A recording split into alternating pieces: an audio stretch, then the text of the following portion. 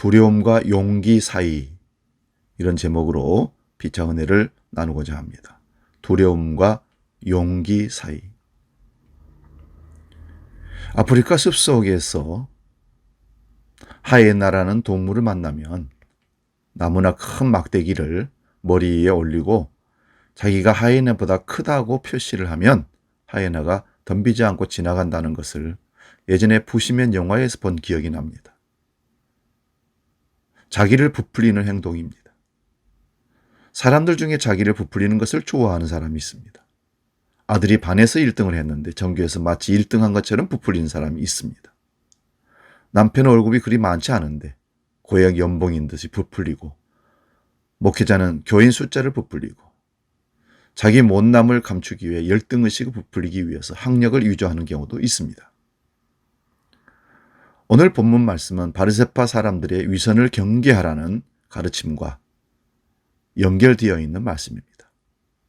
예수님은 산상수훈에서도 위선적인 신앙의 위험에 대해서 말씀한 바가 있습니다.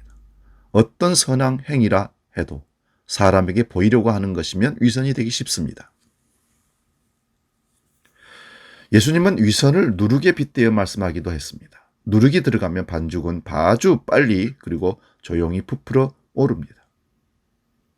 위선적 태도의 숨은 동기를 잘 드러내는데 부풀어 오름이라는 단어보다 더 나은 게 아마 없을 겁니다. 사람들이 위선적으로 처신하는 까닭은 자기를 그릇다하게 포장하고 강화하기 위해서 그렇게 한다는 것입니다. 동물들이 위험에 처할 때면 자기 몸을 크게 보이려고 애씁니다.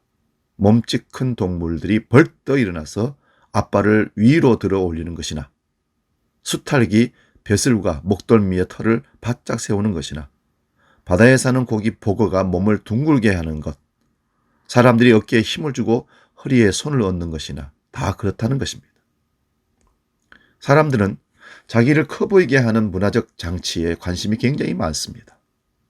취업을 앞둔 이들이 집착하고 있는 스펙이 그러고요. 더 많이 쌓아야 한다는 것이죠. 기성세대들이 명함에 적어가지고 다니는 자기 다양한 직함들. 또한 어떤 이들은 자신의 구매력을 과시하기 위해 명품을 치장하기도 합니다. 이런 물건 저런 물건을 자기 손에다 끼고 다닐 때 사람들이 자기를 인정해 준다는 착각이죠. 이런 형태가 비극적인 것은 언젠가는 그 실체가 드러나기 마련이기 때문입니다. 평생 영원토록 그것을 유지할 수는 없는 거죠. 예수님의 말씀은 단호합니다. 오늘 2절 말씀 봅니다. 감추인 것이 드러나지 않을 것이 없고 숨긴 것이 알려지지 않을 것이 없나니. 그 사람이 어떤 사람인지는 평상시에는 잘 드러나지 않습니다. 위기가 닥쳐오면 실체가 드러납니다. 자기 이익 앞에서 마치 교양이고 지성이고 다 팽개쳐지는 사람, 그런 사람들 우리는 주위에서 많이 확인할 수 있습니다. 재난 상황이 닥치면 대개 제 몸 하나 건사하기 위해 필사적인 반면 자기 안위를 제쳐놓고 타인들을 구하기 위해 애쓰는 이들도 있습니다. 우리 삶은 두려움 혹은 불안을 떨쳐버리려는 안간 힘인지도 모르겠습니다. 생에 대한 불안 혹은 두려움을 피하기 위해 우리가 택하는 전략은 두 가지라고 합니다. 자기를 강화하거나 자기보다 더 큰 힘을 갖고 있는 이 앞에 가서 엎드리고 아첨하는 것이죠. 그들의 힘을 좀 얻어보겠다는 겁니다. 어느 경우이든 진정한 해결책은 아닙니다.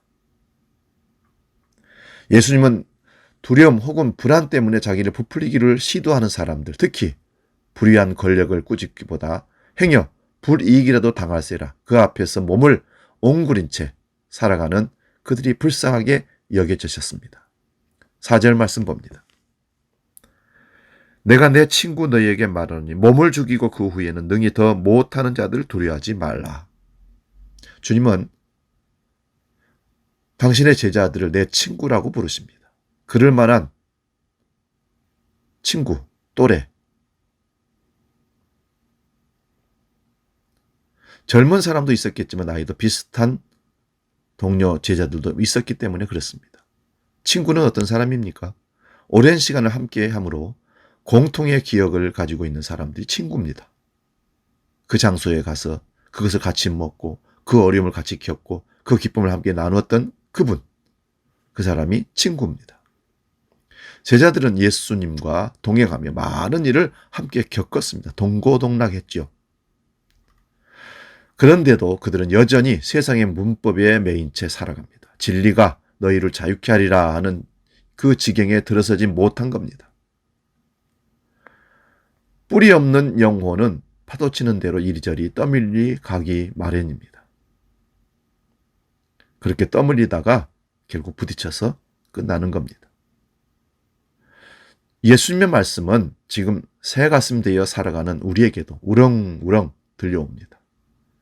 코로나 바이러스로 엄청난 위협적인 일들이 수개월 동안 지속되니까 이제 우리 몸이, 우리 생각이 거기에 아주 크게 반응을 잘 합니다. 학습이 되어 있는 거죠. 그래요. 바이러스에 감염돼서 죽는 것 두렵지 않은 사람이 어디 있겠습니까? 돈이 주인 노릇하는 세상은 끊임없이 우리의 마음에 두려움이라는 균을 주입합니다. 지금 코로나 바이러스가 우리의 주인 노릇하는 듯 합니다.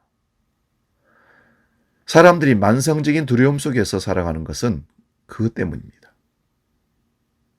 현대인들의 행여 뒤처질까, 잊혀질까, 쫓겨날까, 비난받을까 전전긍긍합니다.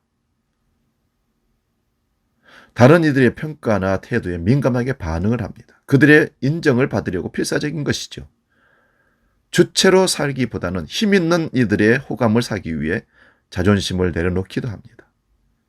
자기 말과 행동을 검열하고 어떤 시스템에 순응하지 않는 이들을 보면 눈으로 째려보기도 하고, 이렇게 자꾸만 길들여져 가는 동안 진실한 삶으로부터 점점 멀어져 갑니다. 코로나 바이러스가 양성으로 검출이 됐는데 어디 다녀왔냐고 얘기하는 것을 꺼리고, 그래서 거짓말을 하고 말을 둘러붙입니다. 결국은 드러나는데 말이에요. 왜요? 자기 때문에 망쳤다는 얘기를 듣고 싶지 않는 거죠.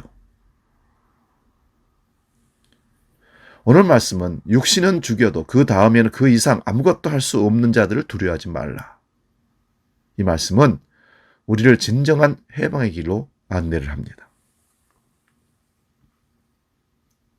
그럴 수 있을까요? 예수님은 그럴 수 있다고 말씀하십니다. 그러기 위해서는 정말로 두려워해야 할 분이 누군지를 알아야 됩니다. 사실 저는 이런 표현에 담긴 위험을 잘 압니다. 사람들을 위협해서 자기 영향력 아래 두려는 그릇된 종교인들이 잘 쓰는 말과 이미지가 지옥이라는 말입니다. 너 하나님이 치신다. 너 지옥 간다. 지옥의 그 이글이글 영원토록 타는 그 불 속에, 괴로움 속에 너 빠지게 된다. 지옥이란 죄인들이 벌받는 장소라는 뜻으로 흔히 사용합니다만, 지옥은 하나님과의 친밀한 관계가 끊어진 상황을 일컫는 말입니다. 형벌에 대한 두려움 때문에 하나님을 믿는다면 그것처럼 딱한 일이 없을 것입니다. 우리가 하나님을 믿는 것은 삶을 진짜 배기로 살아내기 위해서입니다. 주님을 진심으로 경외하는 사람은 세상의 허튼 권력 앞에 주눅들지 않습니다. 예수 그리스도의 부활은 죽음의 세력에 의해 휘둘리지 않는 든든함으로 우리를 인도합니다.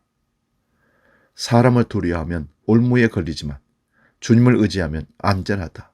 많은 사람들이 통치자의 환심을 사려고 하지만 사람의 일을 판결하시는 분은 주님이시라고 잠언 29장 25절 26절에 말씀합니다. 하나님만을 두려워하는 사람은 거짓과 위선과 불의에 대해 아니오라고 말할 수 있습니다. 사람들을 부자유하게 만드는 일체의 것들을, 그 민낯을 폭로할 수 있습니다. 하나님을 두려워한다는 것은 처벌에 대한 두려움에 사로잡힌 채 살아간다는 말이 아닙니다. 이것 하면 벌 주시고 치시고 지옥 보내시고 아닙니다. 처벌에 대한 두려움이 우리 삶을 옥죄한다면 우리는 노예이지 자유인이 아닙니다. 하나님을 두려워한다는 것은 세상을 창조하시고 통치하시는 하나님의 주권을 인정한다는 말씀입니다.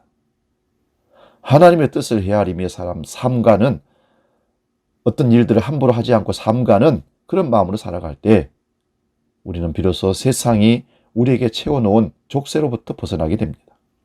하나님은 심판하시는 분이시지만 또한 세심하게 돌보시는 분이기도 합니다. 오늘 성경 본문은 하나님은 5마리가 2냥에 팔리는 참새조차도 잊지 않으십니다. 예수님은 들에 핀 꽃과 공중에 나는 새를 보라고 하셨습니다. 그들까지도 보살피시는 하나님의 사랑과 자상하심, 그 신비에 눈을 뜨라는 말입니다. 하나님은 사람들의 머리카락 한 올까지도 세고 계십니다.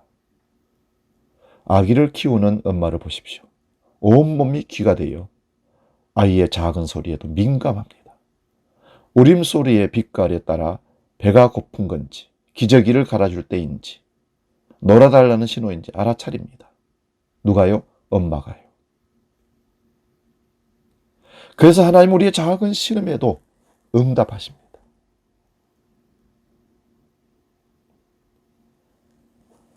오늘 두려움과 용기 사이에서 우리가 어떻게 세상을 살아가느냐, 두려워하지 않고 사느냐, 용기 있게 사느냐는 주인을 바꾸는 겁니다. 세상적인 권력과 힘과 돈의 위력과 재물의 힘에 내가 기대어서 뭔가 보호를 받겠다는 생각을 버리는 순간 하나님이 우리의 주인이 되십니다. 우리의 머리들까지도 세시고 눈동자같이 살피시고 자상하신 그 하나님의 사랑으로 우리 작은 신음에도 응답하시며 보호하십니다. 그분이 우리를 위하시고 그분이 우리를 이끌어 가시면 누가 우리를 해할 수 있겠습니까?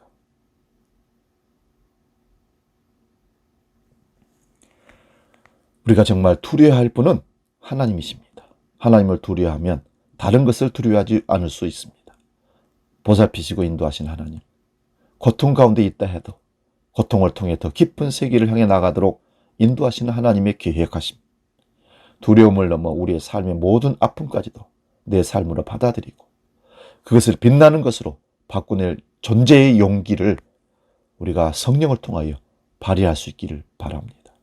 기도합니다. 하나님 아버지, 두렵습니다. 돈의 위력이 두렵고 권력의 위력이 두렵고 코로나 바이러스의 그 감염력이 죽음의 공포가 두렵습니다. 안 두려운 사람이 어디 있겠습니까? 그러나 우리 영혼까지 만질 수 없는 그것들을, 통제할 수 없는 그것들을 두려워하지 말게 하시고 우리 영혼을 살피시고 인도하시고 작은 신음에도 응답하시며 우리와 함께 하시는 자상하신 사랑이 있으신 하나님을, 성령을 의지하게 주옵소서.